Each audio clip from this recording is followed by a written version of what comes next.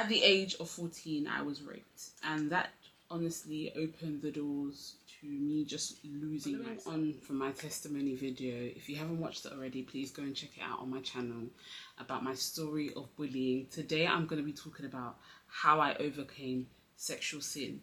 Now, as I explained in my previous video, bullying led me into so many things, and the main thing was seeking after male validation. If someone tells you that you're not good enough, that you're ugly, and you're getting male validation, it's all you want, because at the end of the day, you're attracted to men, right? I spent most of my secondary school years craving after male validation just to validate the fact that I was beautiful. And so that led me into sexual sin.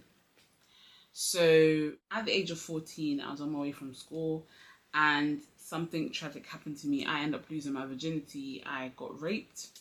I lost my sense of worth, love, self-love, all of that went out the window. And as you guys already know from the previous video, I was going through all of these things at that time, and this had to add on top of it.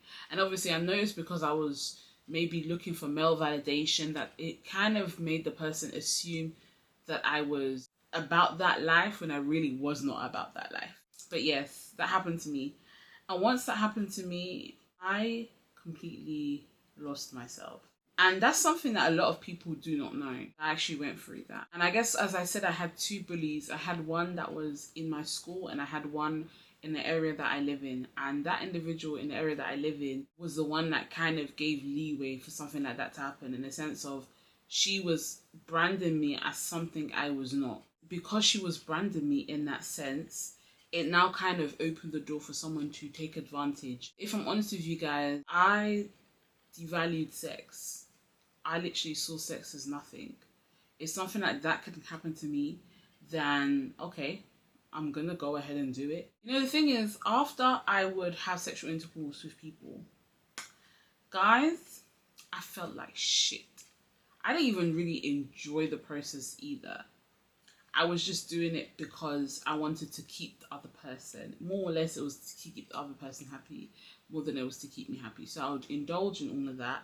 But at the end of the night, when I'm by myself, I would literally feel so dirty, feel so disgusting, and literally it will make me hate myself even more. So even that sent me into a pit of suicidal thoughts, because at this point I was just like, I'm so worthless, like I mean nothing. In school they say I'm ugly, at home they call me a hoe.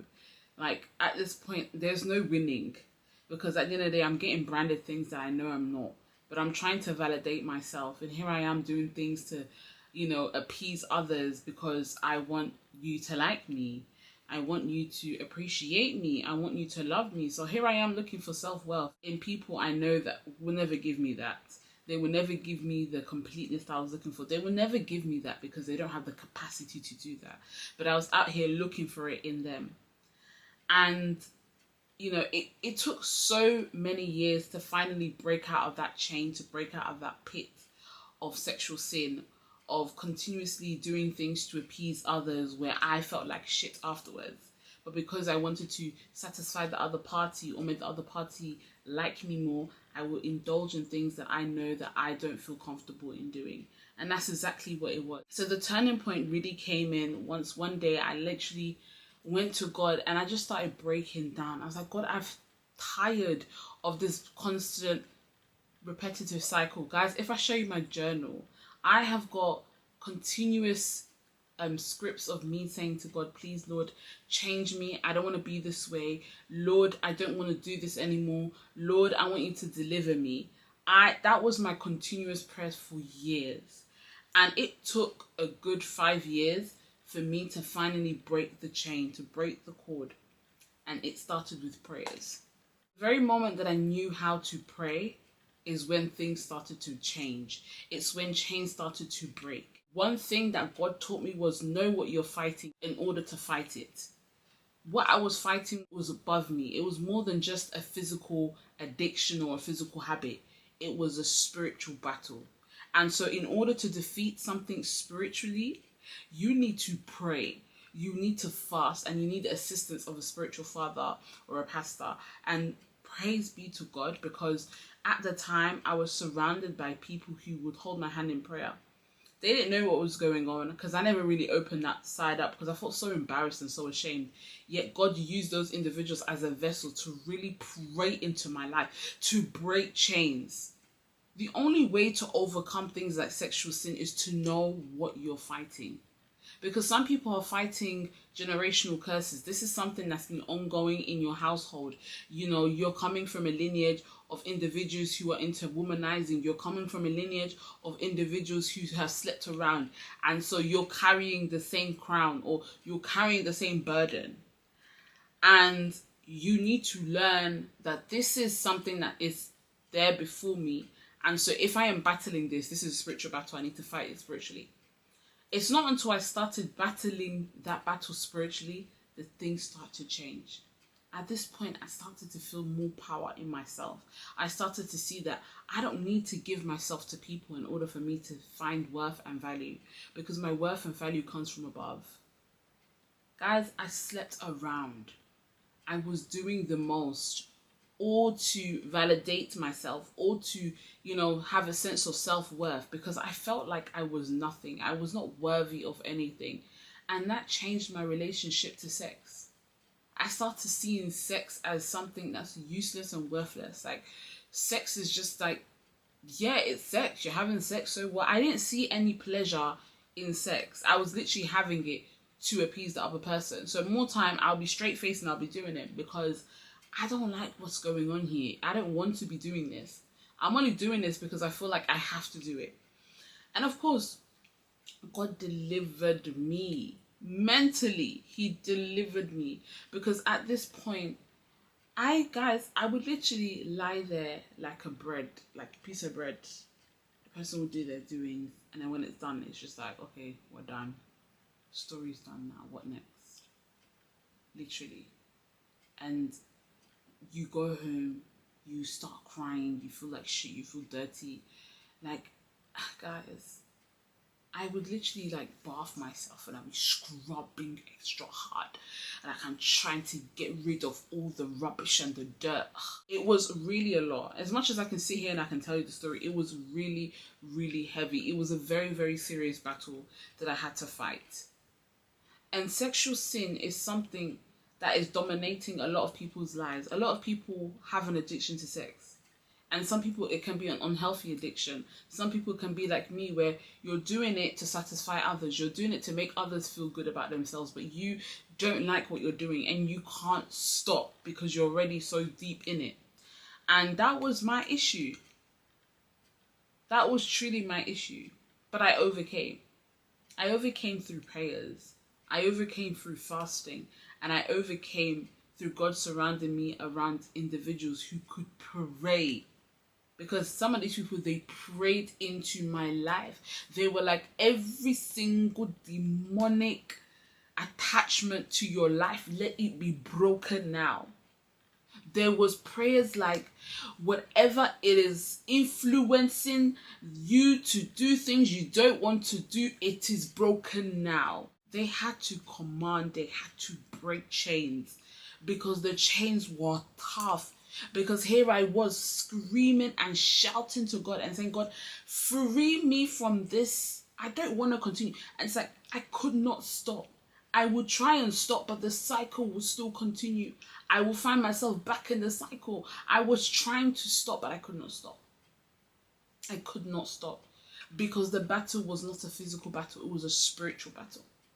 And it's not until I started getting closer to God that I came to learn about God, that God started revealing to me, even before I started, getting involved in, churches and stuff like that. He revealed to me that what you're going through is a spiritual battle. And in order for you to defeat something, you need to pray. And I started with prayers. What are some battles that some of you guys face and you think is a physical battle?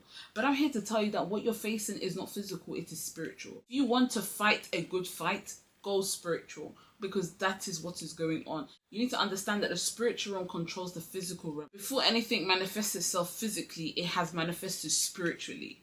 So at this point, I was uprooting every single seed, because sometimes your associations with people, cause certain seeds to be planted inside of you that has no right to be in your life, but you won't be aware and you will start to produce the fruit of that seed. And that is exactly what was going on. But God, being the God that he is, comes to reveal and he comes to redeem. He revealed to me exactly what I was going through. So now when it came to prayers, I knew how to pray. I know where I was praying to. And you guys will be asking, what sort of prayers did you pray in order to break those chains?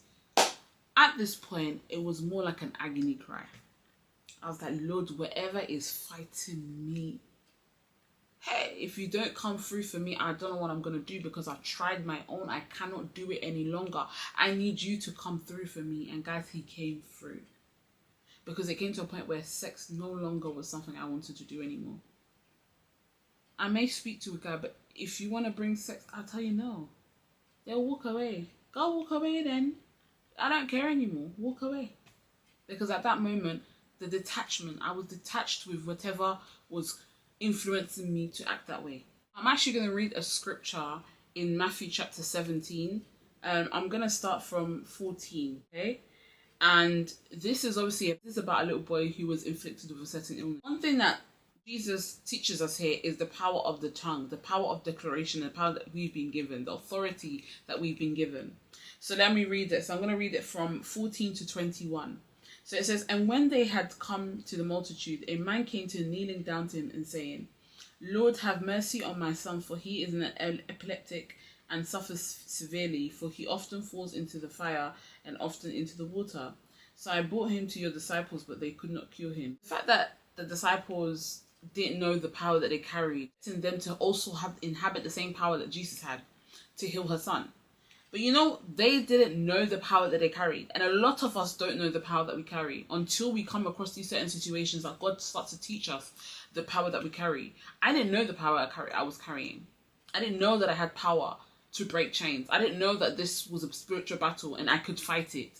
And by the grace of God, win victory, because victory had already been won. In verse 17, then Jesus answered and said, O faithless and perverse generation, how long shall I be with you? How long shall I bear with you? Bring him here to me. He said, you guys, I don't know what you guys are playing at. Do you think I'll be here forever? A time will come, you guys will have to be doing this yourselves. But if you can't do this yourself, when? Then he said, you know what? If you guys can't do it, I'm going to show you how to do it. And Jesus rebuked the demon and it came out of him.